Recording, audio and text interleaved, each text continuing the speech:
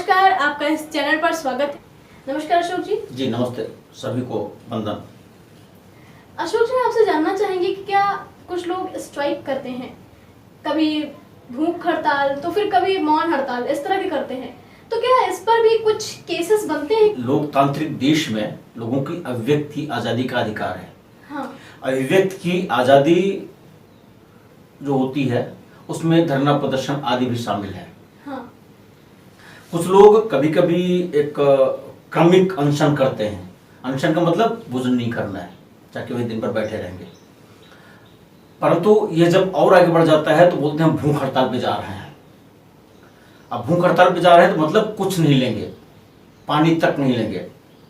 तो निश्चित रूप से ये मानव शरीर है। हाँ। एक सीमा है हर चीज की। बिल्कुल। और प्रकृति का ये नियम है, जिस चीज को आप बना नहीं सकते उस चीज को नष्ट करने का अधिकार आपको नहीं है। बिल्कुल। एक सीमा है आपकी, अनलिमिटेड कुछ भी नहीं है। इच्छाओं की सिवा, इच्छाएं तो अनंत होती हैं, है ना? हाँ, बिल्कुल।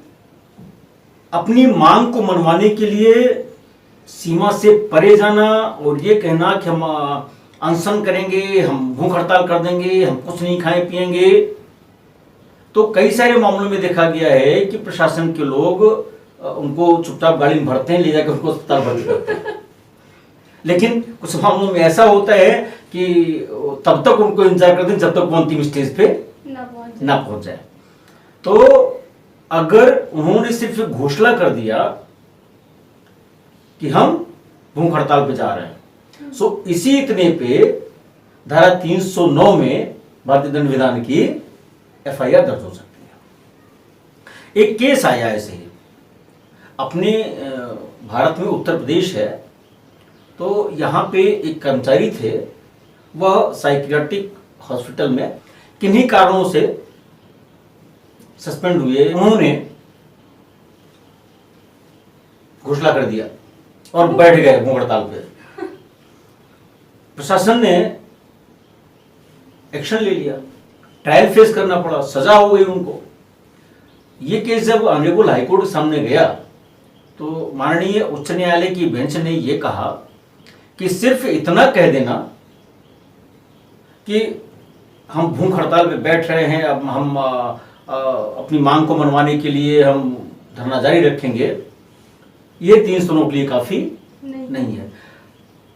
तब तक जब तक कि जिसने घोषणा किया है वह अंतिम स्टेज पे, ऐसी स्टेज पे ना आ जाए कि अब तो नहीं बचेगा ये, अब तो मरा ये, आत्महत्या क्या, तब 309 प्ले में आएगा, इसके पहले नहीं आएगा। और इस तरह से जो वो जिनको सजा दी गई थी, रामसुंदर बनाम स्टेट, इलाहाबाद उच्च न्यायालय का निर्णय है, और इसमें जो याची था उसको आत्महत्या का दोषी नहीं माना गया।